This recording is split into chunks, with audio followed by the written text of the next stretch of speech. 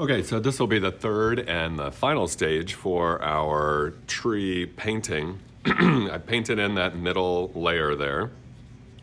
You'll notice that the paint, it does dry a bit darker than once you mix it onto the palette. You'll notice that when it dries, it does dry a bit darker with the acrylic. So just keep that in mind when you're mixing colors.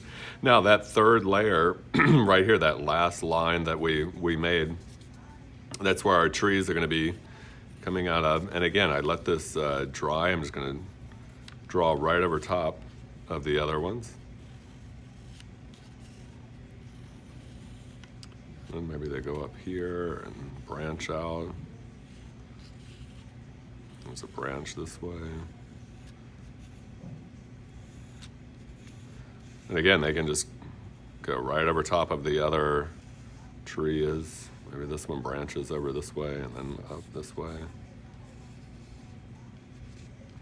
I'm just kind of lightly drawing it in because eventually it'll be a little bit different when I'm painting it in.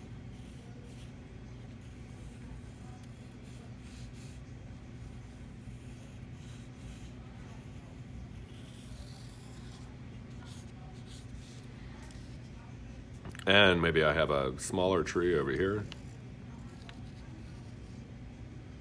So there's a branch here. Branches up this way. Goes off the paper.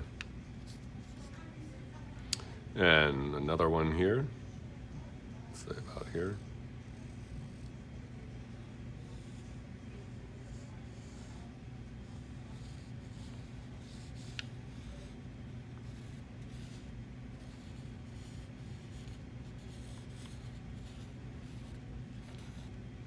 I can create some more branches here.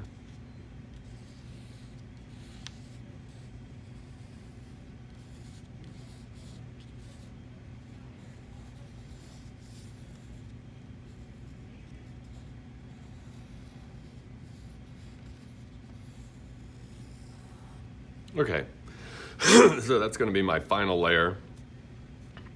Maybe I have another, well, I think that's good. We'll leave it like that.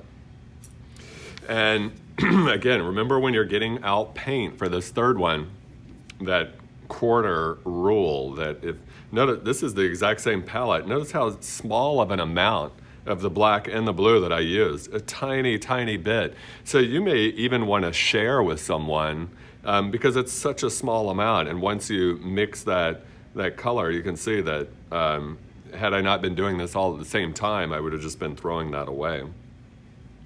Also, that quarter roll, just to give you an idea, if it's the size of a quarter, that means it's about a quarter worth of paint. So just keep that in mind, that every time you're throwing away this much paint, that's about $1 worth of paint that you're throwing away each time, okay?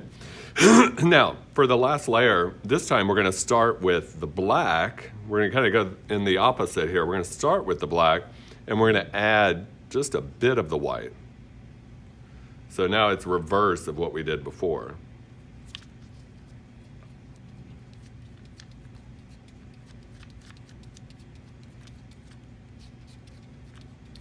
All right, so we get this nice dark gray, almost what's called a Payne's gray.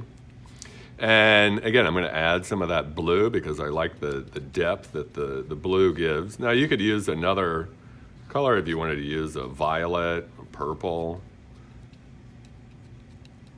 Even one of the burnt umber, one of the dark browns, you could add that into the black. It just gives the black a bit more depth and a bit more richness to it when you're mixing up your tints and tones. And notice I'm mixing up this whole puddle here so that I have enough for that entire area that I just drew out. Again, I've already washed my brushes, so they're ready to go. And now, with this layer, I'm going to use the bigger brush first. And again, these trees are going to go all the way, and you'll notice they just paint right over top of the other, that mid-tone, and of course the background tones.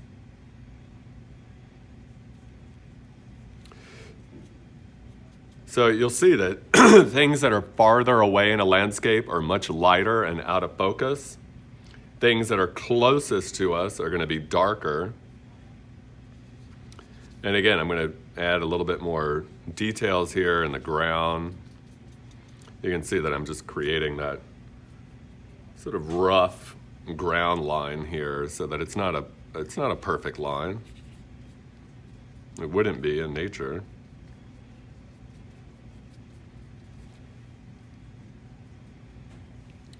And right here, I'm going to start painting in the trees. Again, following the shape of the tree. My brush strokes are following the shape. And I'm going to paint all the way to the edge of the paper with this dark Payne's gray color. And go ahead and fill in my trees.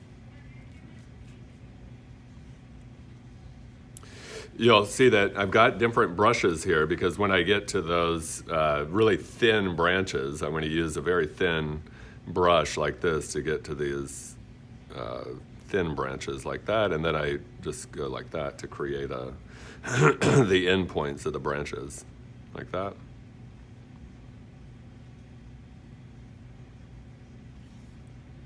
And you might have some branches that are broken, you know, because that would certainly happen in the forest. Got broken branches from a storm.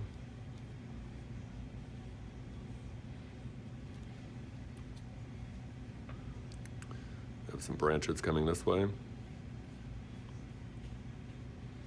And again, you can see I'm just painting right over top of the other two layers.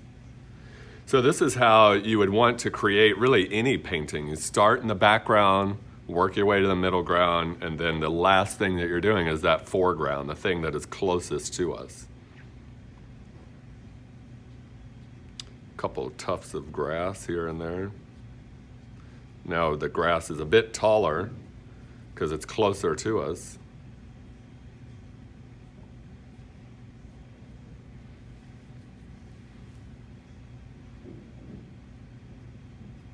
Just here and there.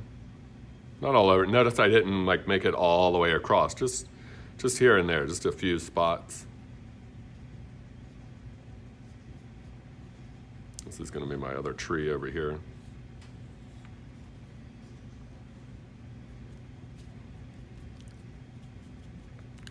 So again, don't be afraid to overlap. You're overlapping each layer as you go. Okay, so this will be the third and the final stage of our